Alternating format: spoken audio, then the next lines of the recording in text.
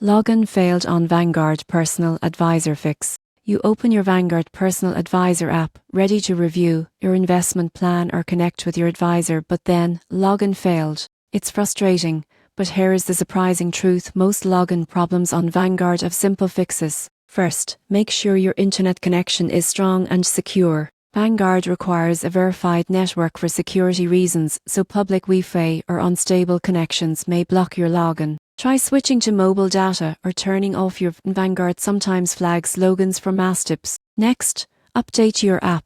Go to your App Store or Google Play, search Vanguard, and hit update. Outdated versions often conflict with newer server protocols, leading to failed logins. If you're still stuck, clear your cache. On Android, head to Settings, Apps, Vanguard Storage, Clear Cache. On iPhone, uninstall and reinstall the app.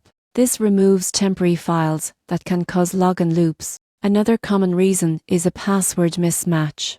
If you've changed your Vanguard password recently, your old credentials may still be saved in autofill or password managers. Try typing it manually. If that doesn't work, tap Forgot Password and reset it. You'll receive an email link to restore access. Sometimes Vanguard enforces temporary holds for security checks, especially after repeated failed logins or logins from new devices. Wait 10-15 minutes before trying again to avoid account locks. If the issue persists, it could be server maintenance. Visit the Vanguard website on your browser to check if it's just the app. So, if your Vanguard Personal Advisor app says login failed, don't stress. A few quick fixes, checking your connection, updating your app, and refreshing your password will usually solve it. Once you're back in, you can continue tracking your investments and making confident financial moves.